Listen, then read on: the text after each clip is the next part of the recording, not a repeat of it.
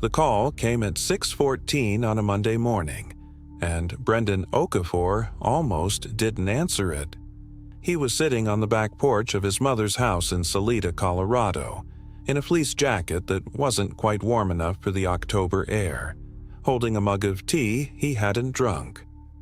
The Arkansas River was audible from where he sat, that steady, cold rush that never changed regardless of what was happening to the humans within earshot.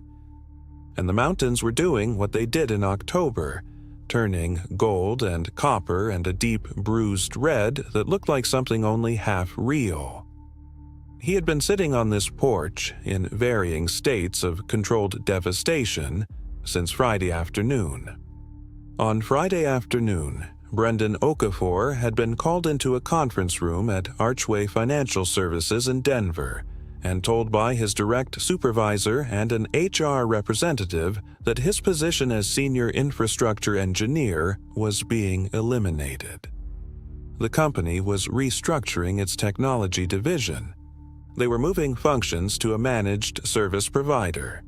His role, specifically his role, was no longer needed. He had been at Archway for 11 years.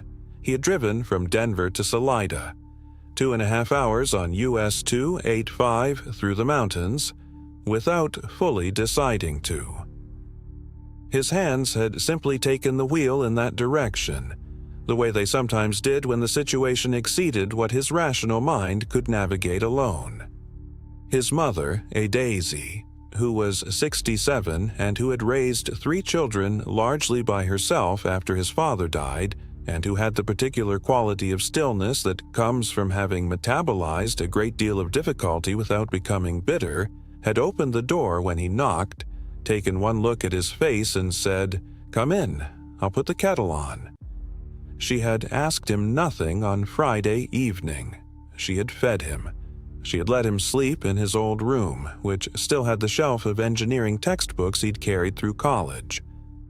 On Saturday, she had taken him to the farmer's market on F Street and bought too many apples, as she always did, and they had talked about everything except the thing. On Sunday, she had cooked egusi soup, the smell filling the house the way it had his entire childhood, and he had sat at the table and eaten 2 bowls and felt, for the first time since Friday, something close to solid. Now it was Monday morning, and his phone was ringing. The number on the screen was the main line for Archway Financial Services. Brendan looked at it for 4 rings. His mother appeared in the doorway behind him, tea towel over her shoulder, and looked at the phone and then at him and said nothing.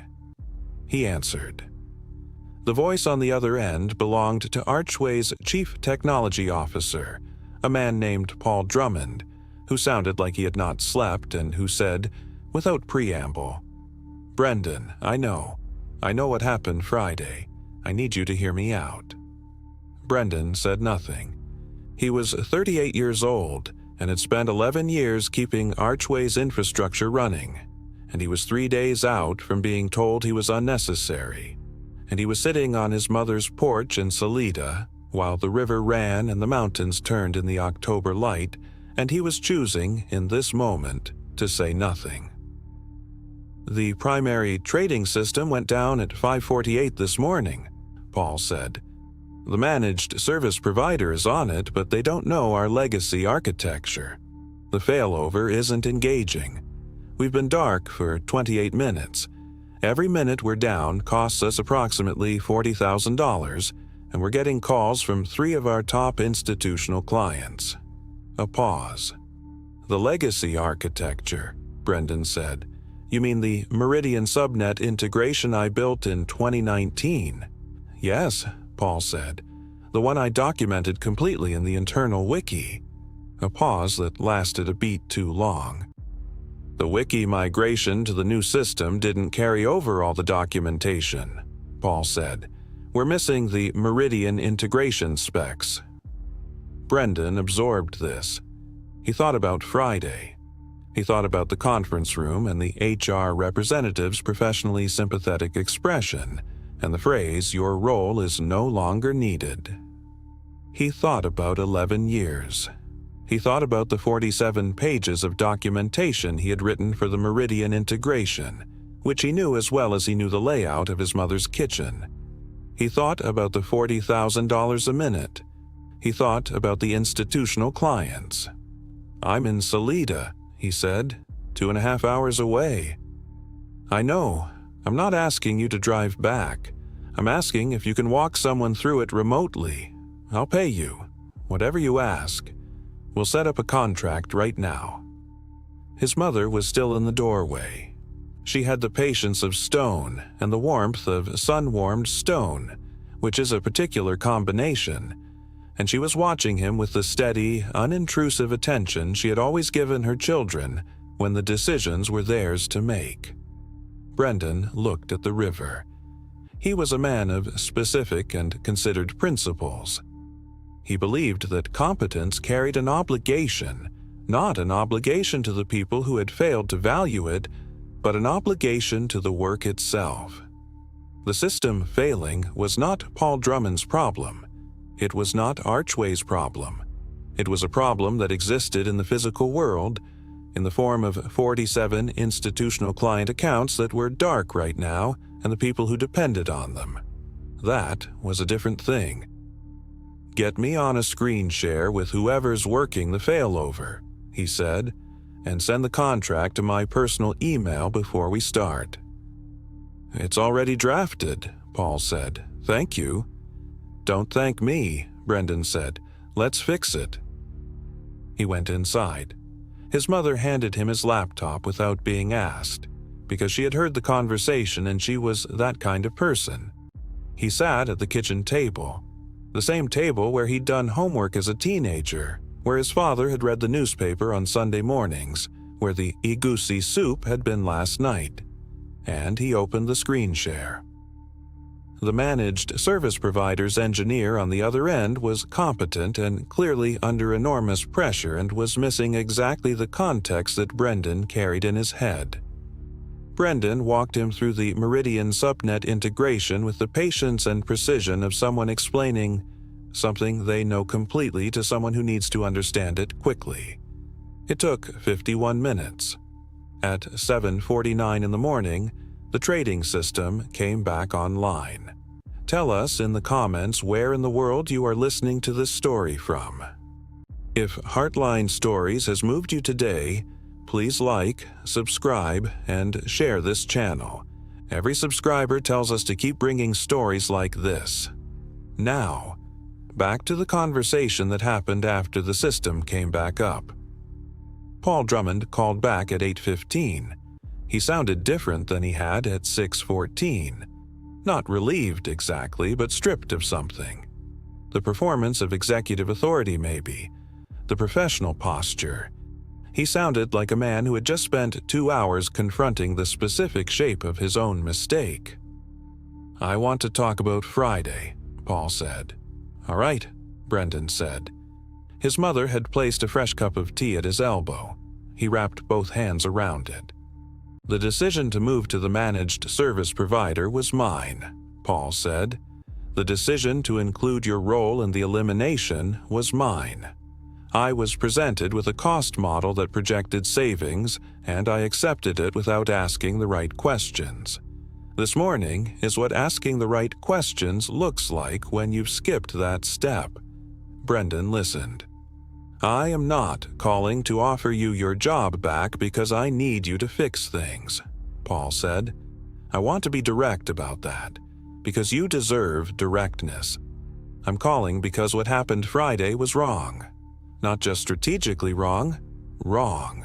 You built 11 years of institutional knowledge into that system. We treated that knowledge as a line item. It was a different kind of apology than most.